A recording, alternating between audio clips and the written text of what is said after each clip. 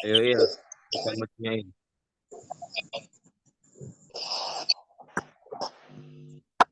Ya, Bismillahirrahmanirrahim. Assalamualaikum warahmatullahi wabarakatuh.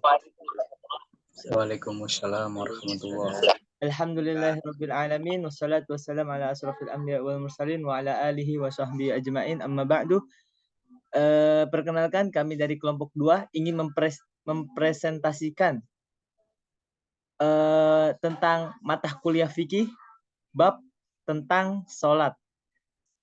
Kepada yang terhormat Ibu Sari Narulita dan kepada yang terhormat teman-temanku sekalian, perkenalkan, nama saya Muhammad Ismail Habibullah dan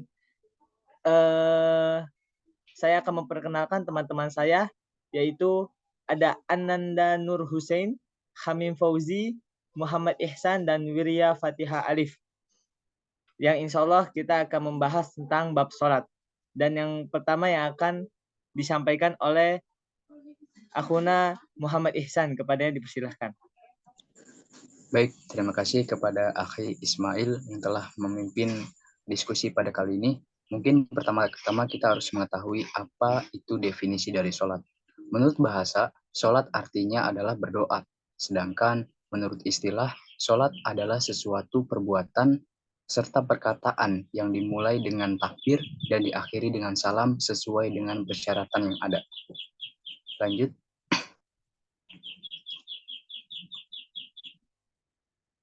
Nah, setelah kita mengetahui definisi sholat, kita juga harus mengetahui nih syarat sah dari sholat tersebut. Yang pertama, kita harus suci dari 2 hadas, yaitu hadas kecil dan hadas besar. Kemudian kita juga harus suci dari najis, entah itu pakaian kita, badan kita, dan tempat sholat kita harus suci dari najis. Yang ketiga, kita sholat itu harus menutup aurat, sudah tentu. Lalu yang keempat, kita harus menghadap kiblat. Kemudian kita harus sholat sesuai dengan waktu yang ditentukan atau waktu masuknya sholat. Lalu yang selanjutnya, kita harus mengetahui fardu-fardu dari sholat tersebut. Kemudian kita tidak boleh meyakini suatu fardu sebagai sholat, sebagai sunnah. Jadi kita tidak boleh meyakini misalkan takbir. Takbir itu adalah takbiratul ikhram itu adalah fardunya sholat. Kita tidak boleh menganggap bahwa takbiratul ikhram itu sebagai sunnahnya sholat. Nah, yang terakhir, kita harus menjauhi nih dari hal-hal yang membatalkan sholat. Oke, mungkin dilanjut oleh Alif. Baik, untuk selanjutnya kita masuk ke rukun sholat. Pengertian dari rukun itu sendiri yaitu sesuatu yang harus dipenuhi untuk memulai sahnya suatu pekerjaan. Nah, di slide ini terdapat 17 rukun sholat. Dari ke-17 rukun sholat ini dibagi lagi menjadi beberapa sub-sub rukun, yaitu ada 3 rukun dalam rukun sholat ini. Yang pertama ada rukun qalbi. Rukun qalbi yaitu rukun yang berkaitan dengan hati, yang dimana hanya ada satu, yaitu niat. Yang kedua ada rukun qauli. Rukun qauli yaitu rukun sholat yang berkaitan dengan ucapan, dengan rukun yang harus diucapkan atau diomongkan sampai terdengar dengan telinga kita sendiri, seperti membaca Al-Fatihah, mengucap takbir, membaca tasyahud akhir, membaca salawat, dan salam.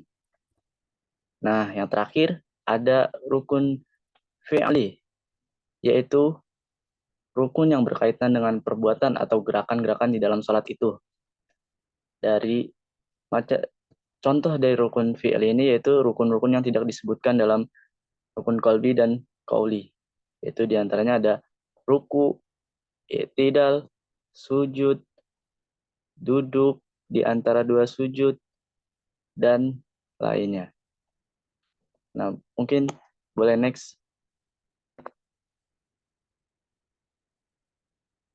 Nah, untuk selanjutnya setelah rukun sholat kita masuk ke hukum sholat. Sholat sendiri ada 2 jenis, yaitu sholat wajib dan sholat sunnah. Sholat wajib merupakan salah satu rukun Islam. Oleh karena itu, banyak sekali ayat dalam Al-Quran yang memerintahkan umat Islam untuk sholat. Setiap muslim mukallaf diwajibkan sholat 5 waktu dalam sehari semalam. Nah, mukallaf itu sendiri memiliki arti yaitu seorang muslim yang sudah dibebankan kewajiban syariat Islam atau seorang yang sudah baligh. Nah, selanjutnya ada sholat sunnah. Sholat sunnah adalah jenis sholat yang dianjurkan untuk dikerjakan. Namanya saja sunnah, yaitu sesuatu yang dikerjakan mendapat pahala, apabila tidak dikerjakan tidak berdosa. Nah, untuk selanjutnya boleh di next.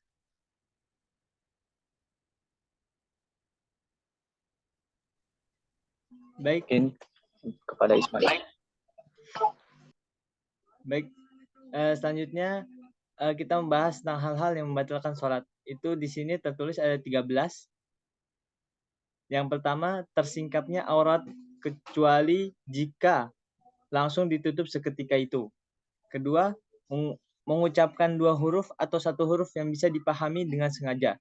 3, makan sedikit dengan sengaja. Yang keempat, makan yang banyak walaupun lupa. 5, bergerak 4 kali yang terus-terusan walaupun dalam keadaan lupa. 6, melompat dengan keterlaluan. 7, memukul dengan berlebihan. 8, menambah sebuah rukun fi'liyah atau perbuatan dengan sengaja. 9, mendahului imam dengan 2 rukun yang bersifat fi'liyah. 10, tertinggal dengan 2 rukun yang bersifat fi'liyah tanpa adanya uzur. 11, niat memutus atau menghentikan sholat. 12, menggantungkan niat atau memutuskan sholat dengan sesuatu. 13, ragu-ragu dalam memutuskan sholat. Selanjutnya, ada dalil perintah sholat. Yaitu pertama kita mengutipnya dari Al-Quran. Bismillahirrahmanirrahim. Wa aqimus sholata wa atuz zakah warka'u marraki'in. Dan dirikanlah sholat dan keluarkanlah zakat dan tunduklah ruku bersama orang-orang yang ruku. Al-Baqarah al-ayah 43. Dan yang kedua, wa aqimus bismillahirrahmanirrahim wa aqimis sholata inna sholata tanha 'anil fahsya'i wal munkar. Kerjakanlah salat, sungguhnya salat itu mencegah perbuatan yang keji dan yang mungkar. Surat Al-Ankabut ayat 45. Dan di sini kita juga mengutip dari sebuah hadis an Abi Abdurrahman Abdullah bin Umar bin Al-Khattab radhiyallahu anhuma qala sami'tu Nabi sallallahu alaihi wasallam yaqul buniyal Islamu ala khamsin syahadati an la ilaha illallah wa anna Muhammadar Rasulullah wa aqimus shalah wa ita'iz zakah wa hajjil baiti wa shaumi Ramadan rawahu Bukhari wa Muslim. Dari Abdullah bin Umar radhiyallahu anhuma dia berkata Rasulullah sallallahu alaihi wasallam bersabda, Islam itu dibangun di atas 5 dasar, persaksian atau syahadat bahwa tidak ada sembah yang berhak disembah kecuali Allah Subhanahu wa taala dan Muhammad adalah utusan Allah. Menegakkan salat, menunaikan zakat, haji ke Baitullah dan puasa di bulan Ramadan. Rawahu Al-Bukhari dan Muslim. Mungkin bisa dilanjut kepada Ananda Hussein.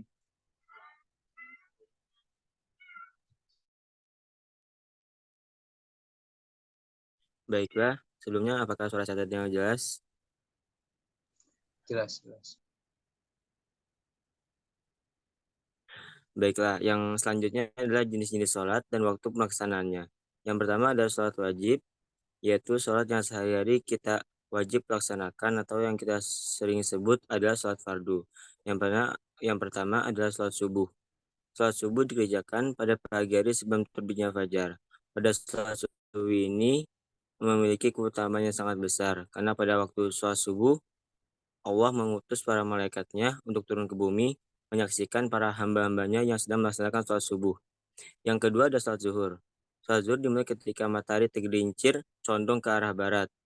Yang ketiga ada sholat asar, dikerjakan pada waktu sore hari mulai sekitar pukul 3 sore sampai matahari berwarna kekuningan. Yang keempat ada sholat maghrib, yaitu sholat yang dikerjakan saat waktu petang tiba, yakni tepat setelah matahari terbenam di barat. Yang kelima ada sholat isya, yaitu sholat wajib yang kita sebut juga sebagai sholat penutup yang dikerjakan setelah sholat maghrib sebanyak 4 rakaat. Boleh di next.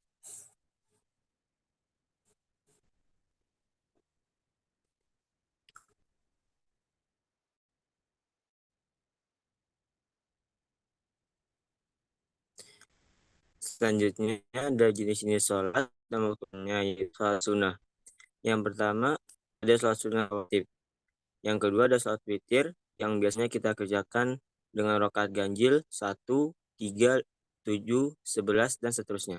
Yang ketiga ada sholat tahajud, sholat yang dilakukan pada sepertiga malam terakhir, yang sekiranya pada pukul 2 sampai 3 pagi. Yang keempat ada sholat tarawih yang biasa dilaksanakan oleh umat muslim pada saat bulan Ramadan. Yang kelima ada sholat duha. Yang keenam ada sholat tahiyatul masjid. Sholat tahiyatul masjid adalah sholat yang dilakukan ketika kita memasuki masjid. Yang ketujuh ada sholat istikharah. Sholat istikharah adalah sholat untuk menentukan jika kita memiliki dua pilihan yang kita bingung, kita bisa melaksanakan sholat istikharah. Yang kedelapan ada sholat hajat. Yang kesembilan ada sholat tobat. Yang ke-10 adalah sholat dua gerhana yang kita laksanakan saat terjadi gerhana matahari ataupun gerhana bulan. Yang ke-11 ada sholat istisqa, dan yang ke-12 ada sholat 2 hari raya. Selanjutnya akan dilanjutkan oleh rekan saya.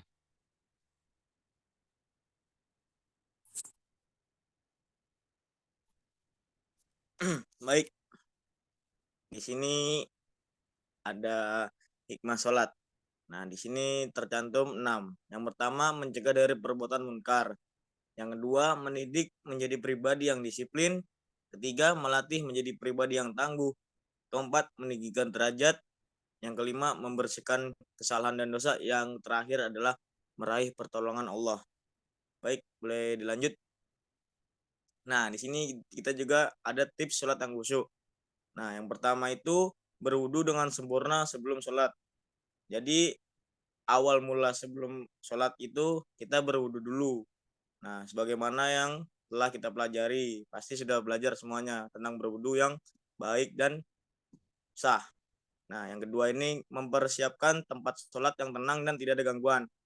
Ya seperti contoh ya, kayak entah di masjid lah, kalau mau di kamar, tapi kayak itu udah suci dan tidak ada gangguan. Seperti kayak entah tuh hewan-hewan kecil kayak cicak lah, apalah yang mengganggu pikiran. Nah, yang terakhir mengkhusyukkan pikiran dan hati pada sholat dengan memikirkan betapa besar kasih sayang Allah kepada kita. Nah, jadi itu kita benar-benar harus mikir tuh, wah Allah emang udah bener-bener kasih sayangnya emang bener dah ke kita. Nah, jadi kayak kita harus husnuzon lah sama Allah, jangan sujon terus. Seakan-akan kayak hamba paling itulah. Oke, boleh dilanjut. Nah, kesimpulan di sini adalah sholat adalah ibadah wajib dalam agama Islam yang memiliki banyak keutamaan. Seperti contoh, penyejuk hati dan penghibur jiwa, mencegah perbuatan keji dan munkar, sebagai penolong manusia terkait urusan agama dan dunia. Jadi, kita sebagai umat harus sholat. Jangan seakan-akan kita tuh kayak terlalu bergantung pada orang lain. Nah, jadi itu salah. Jadi kita harus sholat, karena sholat adalah yang agama. Sholat juga adalah amalan yang paling pertama saat dihisab di akhirat. Nah, sholat harus dilakukan dengan penuh khusyuk dan ikhlas. Jadi jangan seakan-akan kita tuh merasa paling khusyuk. Belum tentu kita semua itu khusyuk dan ikhlas. Nah, terus dengan menjalankan sholat, kita dapat memperkuat hubungan dengan Allah dan mendapatkan berbagai keberkahan dalam hidup. Sekian dari saya lanjutkan ke moderator.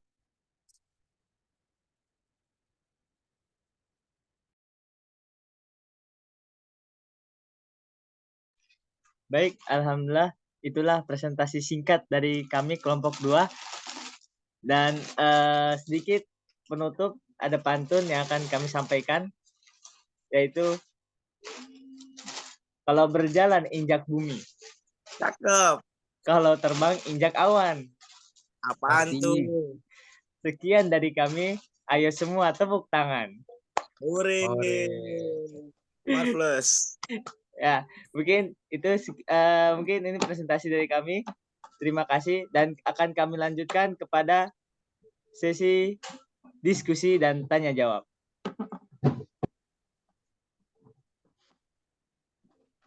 Mungkin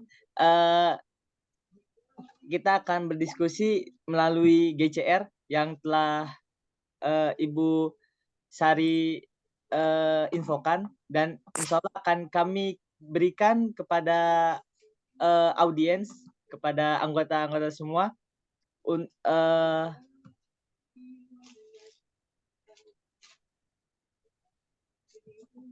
link untuk quiz. Ya mungkin itu dia.